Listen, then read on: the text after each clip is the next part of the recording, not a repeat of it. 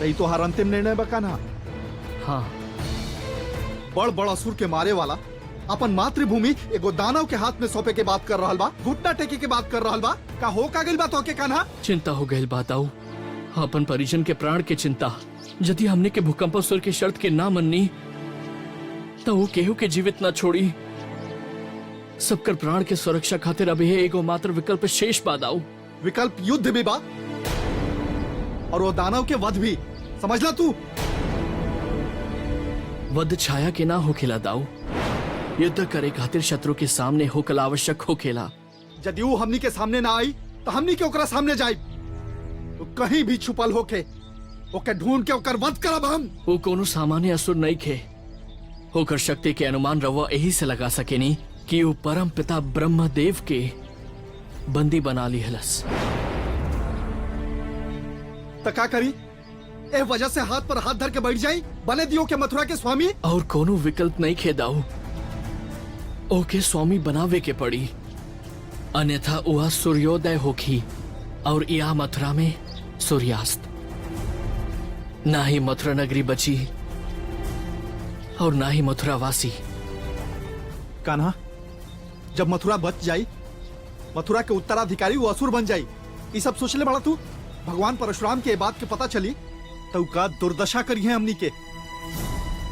कान्हा, श्रापित हो जाए खातिर तैयार रहिया, और वो खाली तोहरे के ना, समस्त यदुकुल के श्रापित करी हैं। जानत बानी दाऊ, बाकी का करी, विवश बानी। ए विवशता की कोनो क्षमा नहीं खे। भूकंपासुर, कहाँ बाड़ा तू? हम तैयार बानी तोहके। मथुरा सौंपे के।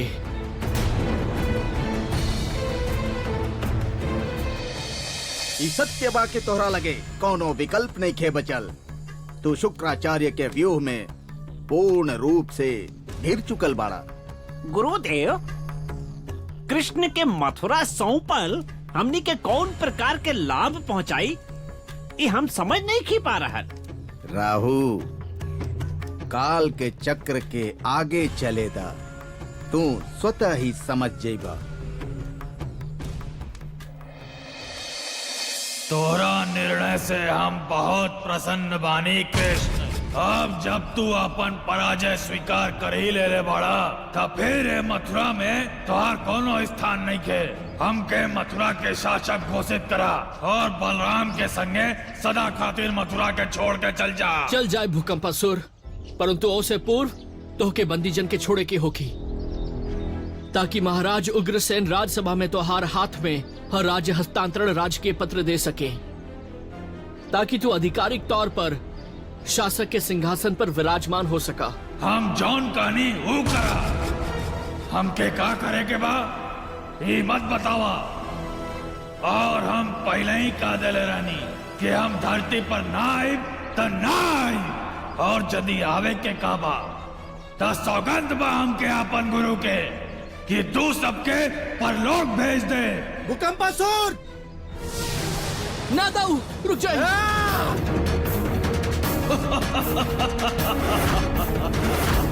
तुम्हारी दृश्यता लोगन के यात्रा के कारण बनी।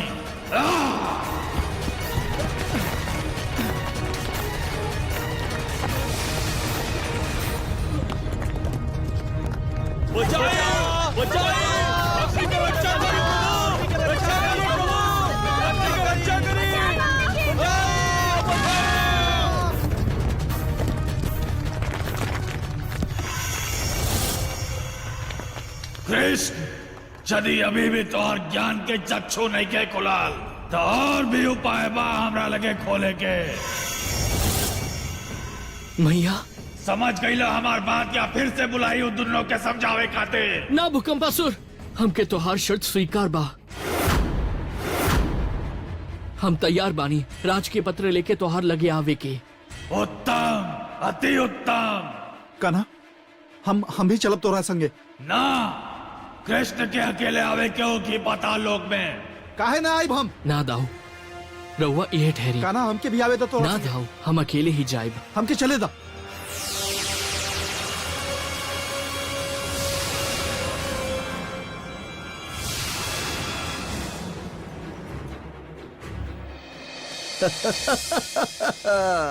का बात बा गुरुदेव? हाँ, आज रहुआ बहुत प्रसन्न बानी। प्रसन्नता के बात त बा ही राहु, काहे के कृष्ण स्वतः अकेले ही पाताल लोक चल गए और अपन भाई बलराम के रुके खातिर कह गई बा।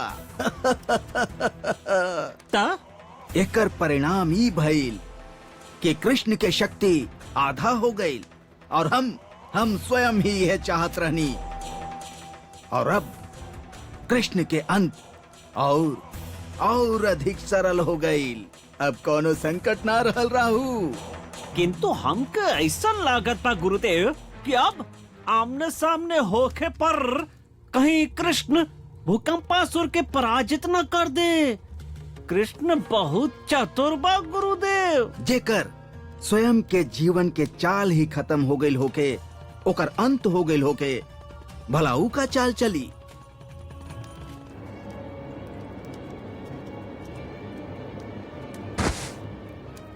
बचाए बचाए प्रभु, रक्षा करें, बचाए बचाए। नाना श्री,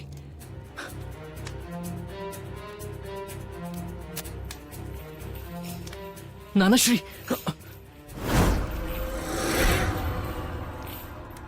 यदि कृष्ण के आपन माता और बहन के महत्व होगी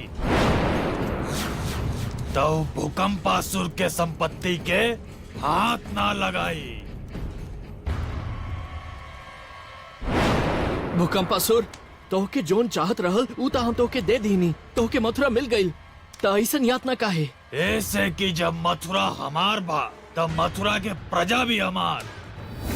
तो बीच में मत पड़ा कृष्ण, ये सब हमार कोप के भाजन बाड़े।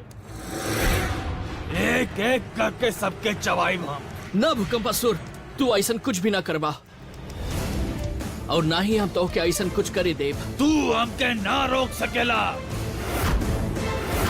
काहे कि जब सृष्टि के रचयिता हमार बंदी बाड़े, देखा दीनहीन ब्रह्मा के। प्रणाम परमपिता। ये कुछ ना कर सकेले।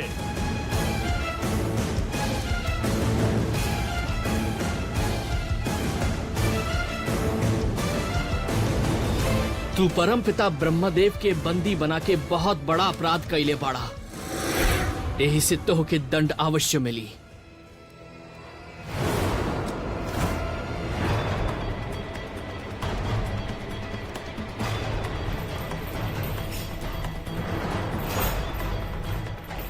लल्ला,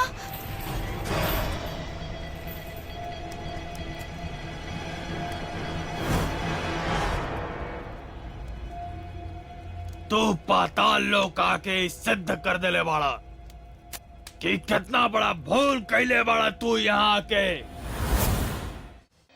भूकंपासुर तो वास्तव में बहुत शक्तिशाली बा। कृष्ण के इतना वेग से कई प्रहार से भी होके कुछ न भइल। एक रहस्य का बा गुरुदेव? युगों पुराना बात बा। भूकंपासुर के भूख कबो ना मिटे वाला भूख रहल। संपूर्ण गांव के आपन आहार बनावे के बाद भी ओकर भूख के अग्नि शांत ना भइल रहल। एक बार सब गांव वालन ऋषि कपिल मुनि के लगे गई।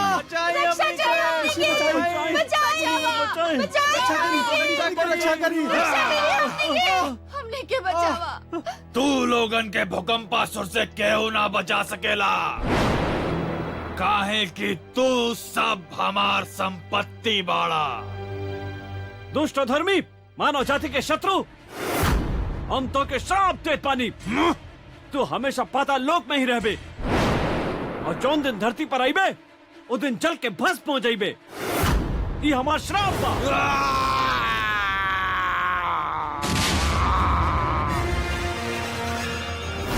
राहु, यह कारण बा कि पाताल लोक से भूकंपासुर कबो बाहर ना आवेला। भूकंपासुर 100 साल तक ब्रह्मदेव के तपस्या कैलस और तब ब्रह्मदेव के विवश होके ओके दर्शन देवे के पड़ल। ओम ब्रह्मदेवाय नमः। ओम ब्रह्मदेवाय नमः। आंख खोला वत्स। प्रणाम ब्रह्मदेव। ब्रह्मदेव, हम चाहत बानी के रउआ हमके ऐसन वरदान दी जैसे कि हम में ऐसन शक्ति होखे कि हमके केहू भी संसार में मार ना सके, और हमके भूकंप लावे के शक्ति दी ताकि हम कोनो भी व्यक्ति के सामने ना झुकी, ना हमके दानव मार सके, ना मानव, ना शस्त्र, ना अस्त्र। तथास्तु। अच्छा, त ई कारण बा कृष्ण के पाताल लोक में बुलावे के, उ भी अकेले। राहु, आज दीनहीन कृष्ण के दयनीयता देखते बनी, और ओकर अंत देखे खातिर हमनी के स्वयं पाताल लोक चले के चाहिए। हाँ।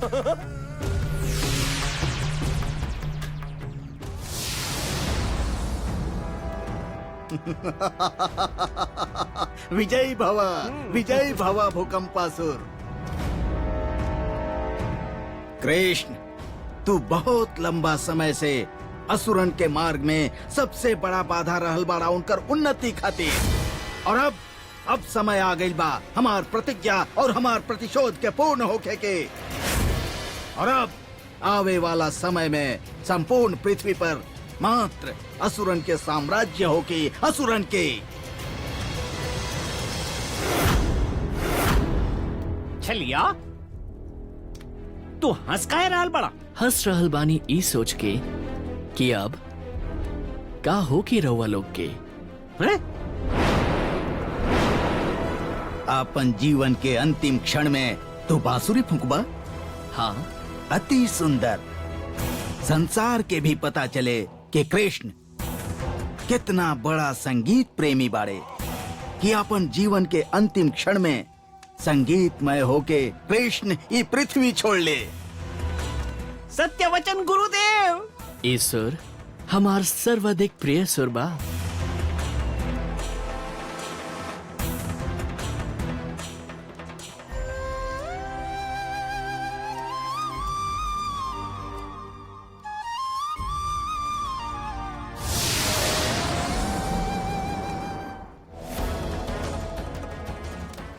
ई कैसे आ गई यहाँ? हमार सर्वाधिक प्रिय सुर के नाम दाऊ बा। एकर दंड अवश्य मिली तो के। कृष्ण, तू फिर से छल कैला। स्वभाव के अनुरूप ही त व्यक्ति कर्म करेला। छलिया छल ना करी ता और का करी? दाऊ, बाहरी व्यक्तियन के तनेक ध्यान रखब दाऊ।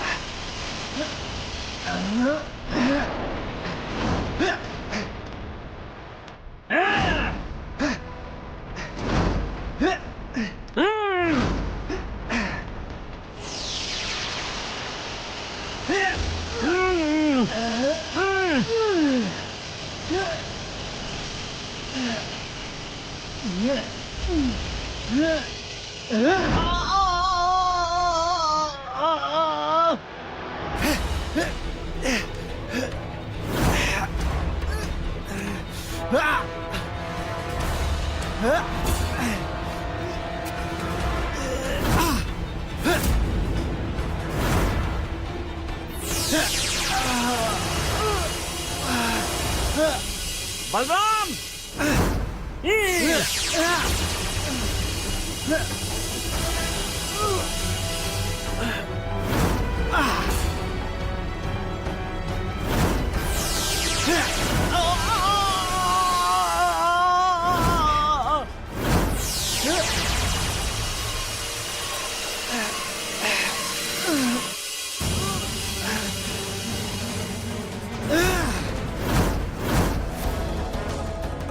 कान्हा,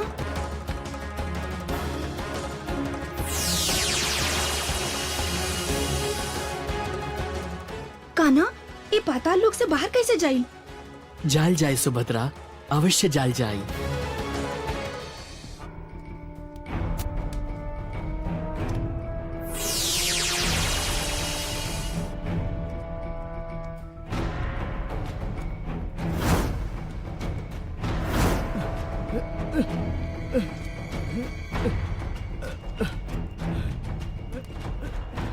पिताश्री रहुआ ठीक बानी? हाँ हाँ हम ठीक बानी।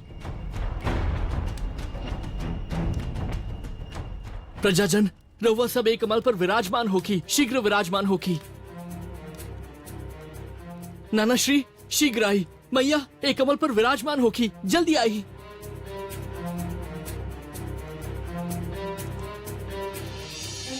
दाऊ, रउआ सुभद्रा मैया और सबके लेके जाई। बाकी लल्ला तू? रउआ चिंता मत करी मैया, रउआ जाई। जाई दाऊ।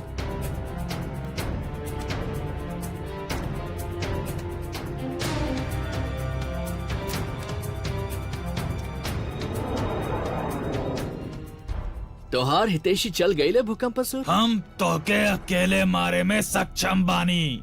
पराजित शत्रु ना मारेला भूकंपसुर। हम कबो पराजित ना हो सके नहीं। तू पराजित हो गईल बाड़ा भूकंपसुर। धरती लोक पर सूर्य देव के उदय हो गईल बा। तोहार प्रतिज्ञा टूट गईल। तोरा चलते हम सफल ना भईनी, बाकी हम अपन इच्छा पूरा करके ही रहा। काहे कि हमके ब्रह्मदेव के आशीर्वाद बा। जब तक हम पाताल लोक में बानी, हमके केहू ना मार सकेला। ना तंत्र, ना मंत्र, ना देव, ना दानव, ना मानव, ना अस्त्र, ना शस्त्र।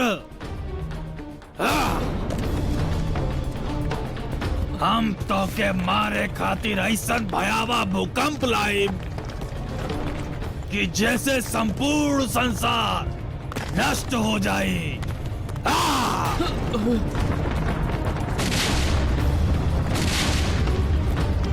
हे भूकंप के रोक दा भूकंपसुर। हमरा कारण समस्त संसार के संकट में मत डाला भूकंपसुर। हमके शीघ्र ही कुछ करे की होगी।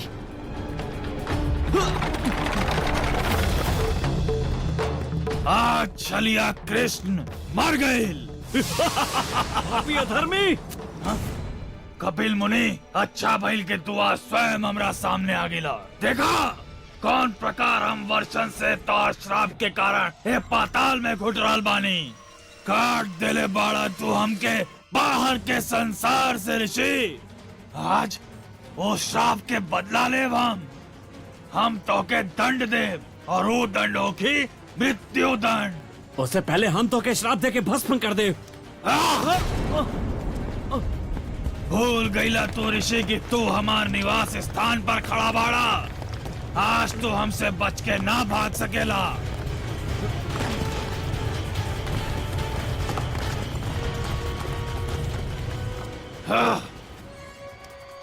अब हम अपन प्रतिशोध लेके रहा। तो हंस काहे रहल बाड़ा? अपन चारों ओर देखा, हमार हंसे के कारण स्वयं समझ जाइबा।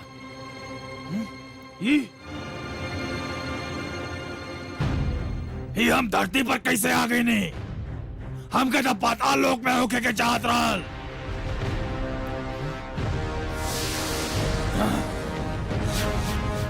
अपन अहंकार में तू सत्य के भूल गईला कि इस सृष्टि के निर्माण स्वयं ब्रह्मदेव कैले बाड़े।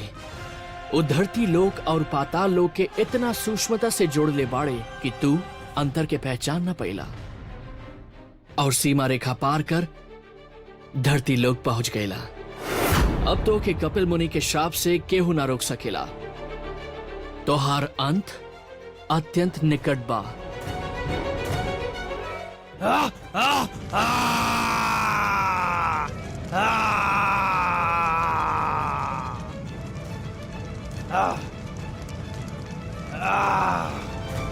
तारणहार श्री कृष्ण के, तारणहार श्री कृष्ण के। तू जनला कैसे किए? असुर के वध कैसे करे के बा? हमके भूकंपासुर के पराजित करे के मार्ग बताई। भूकंपासुर के केवल धरती पर ही पराजित कल जा सकेला प्रभु। ब्रह्मदेव हमके आपन वरदान और कपिल मुनि के श्राप के विषय में बता देले रहले। जब हम ब्रह्मदेव के आपन प्रियजन के बंदी होके के विषय में बताई नी और उनके छुड़ावे के उपाय पूछनी, तब ऊ स्वयं के ही बंदी बना दिले। अन्यथा का ई संभव बा कि केहू परमपिता ब्रह्मदेव के बंदी बना सके? ना। ई सब पूर्व निर्धारित योजना रहल।